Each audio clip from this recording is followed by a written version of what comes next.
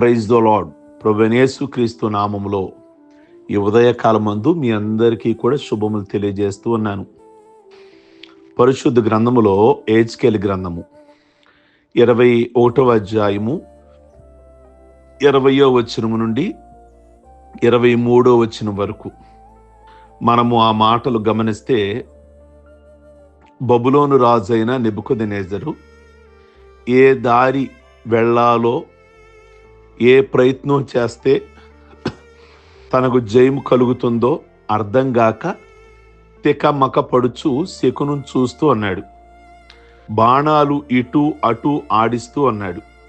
జంతువులను బలిస్తూ విగ్రహాల యొద్ద విచారిస్తూ అన్నాడు. దారి తెలియటలేదు, ఎటెల్లాలో తెలియటల్లా.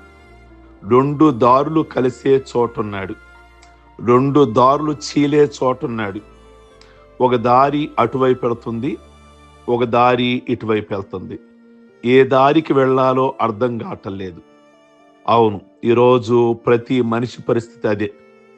తన బ్రతుకులో ఏ దారికి వెళ్ళాలో, ఏ మార్గాన వెళితే వానికి జీవం దొరుకుతుందో అనే సందిగ్ధ స్థితిలో నిలబడ్డాడు. నిజమే, గత సంవత్సరం అంతా ప్రయత్నించి చూచి ఏ దారిని వెళ్ళాలో తెలియక కొన్ని తప్పులు చేసి దేవుని దుఃఖపెట్టి ఉండొచ్చు. ఆ విషయాన్ని గమనించాలి. ఈ ఉదయకాలమందు కుడికి వెళ్ళాలా లేక ఎడమకి వెళ్ళాలో తెలియని స్థితి. దారులు చీలే స్థలములో నిలిచి ఉన్నవారులారా, ఈరోజు ఒక్కసారి ఆలోచించండి. బైబిల్ ప్రకారంగా యేసయ్య అనే మాట నేనే మార్గం అంటున్నారు. నీవు ఎవరిని కోరుకుంటున్నావు? యేసయ్య మార్గాన్నా లేక సాతాను మార్గాన్నా ప్రశ్నించుకోవాలి. కనుక ఇప్పటికే చాలా వయసు గతించిపోయింది. ఈ నూతన సంవత్సరం ఆరంభంలోనైనా నిజమైన మార్గం యేసుక్రీస్తు అని నమ్మి ప్రార్థించగలిగితే మన కరెక్ట్ అయిన దారి దొరుకుతుంది. 2 దారులు అంటే మనిషి ముందు 2 దారులు ఉన్నాయి. ఒకటి నిజదేవుడైన యేసయ్య మార్గము, రెండోది ఈ సర్వ జగత్తును నాశనం చేసే సాతాను మార్గము. దేవుని మార్గం ఎప్పుడూ కూడా ఇరుకైనది, సాతాను మార్గం విశాలమైనది. అవును కదా?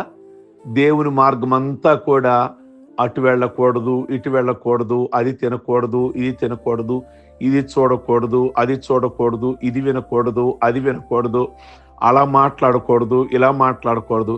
కానీ సాతాను మార్గం అలా కాదు. ఎటైనా వెళ్ళొచ్చు, ఏదైనా చూడొచ్చు, ఏదైనా వినొచ్చు, ఏదైనా మాట్లాడొచ్చు, ఎలాగైనా ఉండొచ్చు. అందుకే ఆ మార్గంలో ఉండడానికే చాలా మంది ఇష్టపడతారు. ఈ విశాల మార్గాన్ని కోరిన వారందరూ నరకానికే వెళతారు. యేసయ్య మార్గము క్రమశిక్షణతో కూడినది.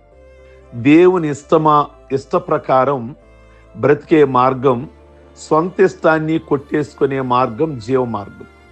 కనుక ఈ ఉదయకాలమందు 2 దారులు చీలే స్థలములో మీరున్నారు. కనుక ఈ చీలే బాటులో ప్రభువుని ఎన్నుకుంటే నీకు చక్కని నీతి మార్గం దొరుకుతుంది. క్రీస్తే నిన్ను చక్కని బాటలో దివ్యలోకానికి చేరుస్తారు. ఇర్మియా గ్రంథము 6వ అధ్యాయంలో 16వ వచనంలో దేవుని మాటలు ఇలాగున్నాయి. మార్గములలో నిలిచి చూడుడి, మేలు కలుగు మార్గమేదని విచారించి అందులో నడుచుకోండి, అప్పుడు మీకు నెమ్మది దొరుకును. పురాతన మార్గము క్రీస్తున్న మార్గము. నీవు జీవితాంతము నెమ్మదిగా బ్రతకగలవు. యేసయ్య మాటలు నేనే మార్గం, జీవం, సత్యం, నా ద్వారానే తప్ప ఎవ్వడు నిత్య జీవములో ప్రవేశించరు అని చెప్పారు కదా.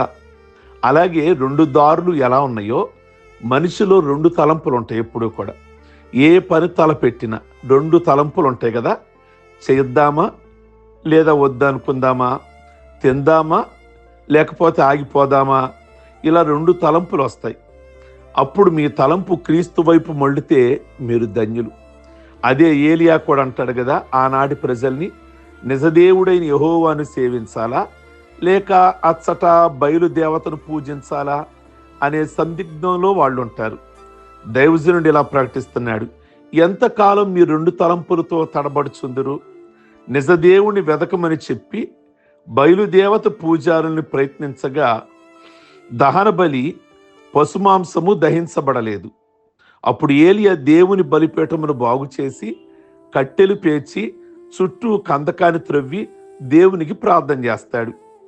ప్రియ దేవుని బిడలారా, ఆకాశం నుండి అగ్ని దిగి ఆ దహన బలిని దహించి వేస్తుంది.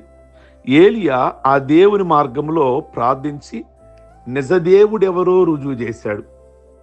కనుక 2 తలంపుల మధ్య ఎందుకు మీరు తడబడుచున్నారు అన్నాడు.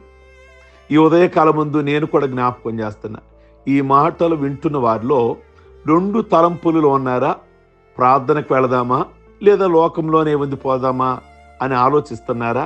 యేసయ్యని నమ్మి రక్షణ అనుభవాన్ని పొంది నీతిగా బ్రతుకుతే మీరు దీవించబడతారు. అనేకులకి నిజదేవుని పరిచయం చేయగలిగిన వారు అవుతారు.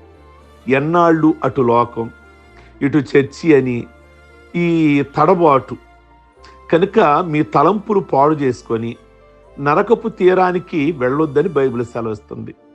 ప్రియమైనటువంటి దేవుని బిడ్డలారా, ఆ 2వ రాజుల్లో మనం చూస్తే అక్కడ 5వ అధ్యాయంలో కుష్ఠరోగి అయిన నయమాను ఉంటాడు. ఎలీషా దగ్గరికి వెళతాడు. యోర్దాను నదిలో 7 సార్లు మునుగు, నీకు స్వస్థత కలుగుతుందని ఎలీషా నయమానికి చెప్తారు. అయితే ఈయన తలంపు ఏంటో తెలుసా? నేను అక్కడికి ఎందుకొని వెళ్ళి మునగడం, ఆయనే బయటికి రావచ్చు కదా, నా మీద చెయ్య ఆడించవచ్చు కదా అని ఈయన యొక్క తలంపు. కనుక గమనించండి, ఈరోజే అప్పుడు ఆ పనివాడు చెప్పాడు, లేదండి వెళదామండి అని. వెళ్ళాడు, మునిగాడు, ఓ మంచి తీర్మానం చేసుకున్నాడు. అతని దేహము పసిపిల్లవాని దేహంలాగా. అంటే నయమాను తలంపు వెళ్ళాలా, మునగాల, ఇంటికి వెళ్ళిపోదామా? ఇలా చాలా మంది తలంపులు ముందుకు వెళ్ళాలా, వెనక్కి వెళ్ళాలా, ప్రభువును నమ్ముకుందామా, వద్దంటారా? ఇలా ఈ ఉదయకాలము ఇంకా సంవత్సరాలు గనక మీ సమయాన్ని వృధా చేస్తుంటే ప్రభు అంటారు, మీ ఎదుట దీవెన శాపమును పెట్టుచున్నాను. ద్వితీయోపదేశకాండం 11వ అధ్యాయం 26వ వచనం నుండి 28వ వచనం వరకు. దేవుని తలంపు తన బిడలకి వారికంటే బలవంతులైనటువంటి శత్రువుని జయించాలని దేవుని ఉద్దేశం. వారు అడుగుపెట్టిన స్థలాలన్నీ వారికి స్వాధీనం చెయ్యాలని, ఏ మనుషుడు వారి ఎదుట నిలవబడకుండా చెయ్యాలని దేవుని యొక్క ఉద్దేశం. ప్రియా దేవుని బిడలారా, 26వ వచనం అంటాడు కదా, నేను మీ ఎదుట దీవెనను శాపమును పెట్టుచున్నాను. నేడు నేను మీకు ఆజ్ఞాపించి ఆజ్ఞలను వినిన ఎడల దీవెన, మీ దేవుడిని యెహోవా మాటలు వినక మీరెరుగు మార్గమును ఇతరుల దేవతలను అనుసరించని ఎడల శాపమును మీకు కలుగును అనే మాట అక్కడ బైబిల్లో మనం చూస్తున్నాం. కనుక ఈ ఉదయకాలం ముందు మీ ముందు 2 దారులు ఉన్నాయి, మీ ముందు 2 తలంపులు ఉన్నాయి, మీ ముందు 2, ఒకటి దీవెన, ఒకటి శాపం ఉంది. కనుక ఈ 2 దారుల్లో ఏ దారిని ఎంచుకోవాలనుకుంటున్నారు? ఒకటి లోకం పాపం అనే మార్గం, ఒకటి యేసయ్య మార్గం, పరిశుద్ధ మార్గం. ఈ 2 మార్గాల్లో ఈ ఉదయకాలం ముందు ఖచ్చితంగా ఒక మార్గాన్ని ఎంచుకోండి. మిమ్మల్ని పరలోక రాజ్యానికి నడిపించే మార్గాన్ని ఎంచుకోండి. మీ ముందు 2 తలంపులు ఉన్నాయి. ఈ ఉదయకాలం ముందు ఏ తలంపును కలిగి ఉంటారు? ముందుకు లాగేది ఒక తలంపు, వెనక్కి లాగేది ఒక తలంపు. తిందామంటారా, వద్దంటారా? మందిరానికి వెళదామంటారా, వద్దంటారా? ప్రార్థన చేద్దామంటారా, ఆగిపోదామంటారా? రక్షణ పొందుదామంటారా, ఆగిపోదామంటారా? ఇలాంటి 2 తలంపులు ఉన్నాయి మీ ముందు. కనుక ఒక తలంపు మంచిది నిర్ణయించుకోండి. మీ ముందు 2 పెట్టుచున్నారు ప్రభు, ఒకటి దీవెన, ఒకటి శాపం. ఏది కావాలో మీరే కోరుకోండి అని అంటున్నారు. కనుక ఈ నూతన సంవత్సరంలో ఓ మంచి దారిని, ఓ మంచి తలంపును, ఓ మంచి దీవెనని ఎంచుకునే అవకాశాన్ని ఈ ఉదయకాలం ముందు ప్రభు మీకే ఇచ్చారు. వాటిని ఉపయోగించుకోండి. ఈ సంవత్సరం అంతట్లో కూడా ప్రభు మంచి మార్గంలో, ఆ మార్గం ప్రభు దగ్గరికి వెళ్ళే మార్గముగా, పరలోకానికి వెళ్ళే మార్గంగా, అది నెమ్మది కలిగిన మార్గంగా, అలాగే మంచి తలంపులు, మంచి ఆలోచనలు ప్రభు మీకు ఇవ్వాలని, అలాగే ఆశీర్వాద బాటలో ప్రభు నడిపించాలని ప్రార్థిద్దాము. సర్వశక్తి కలిగిన తండ్రి, మీ వందనాలు. ఈ ఉదయకాలమందు మా ముందు మీరు 2 మార్గాలు పెట్టారు, 2 తలంపులు పెట్టారు, 3వదిగా ఒక దీవెన, ఒక శాపను పెట్టారు. మీరే ఎంచుకోండి. దారులు చీలే ఆ స్థలములో మీరున్నారు అని మీరు చెప్పారు. కనుక మంచి దారిలో మేము నడవడానికి ఈ సంవత్సరపు ఆరంభ దినాలలోనే మేమున్నాం కనుక అవి మాకు దీవెనకరముగా ఆశీర్వాదకరముగా ఉంచి మేలైనటువంటి మార్గముగా మేలైన తలంపులు మీరు మాకు దయచేసి మా తలంపులు మాకు ఇతరులకు ప్రయోజనకరంగా ఉంచమని ప్రార్థిస్తున్నాం.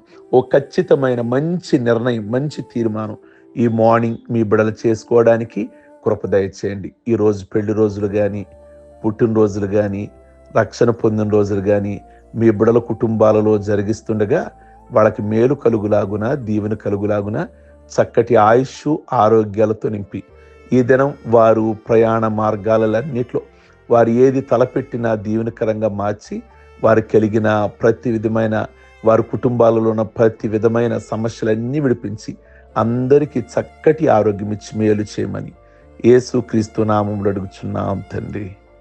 ఆమేన్. God bless you. ప్రభు మిమ్మల్ని దీవించును గాక.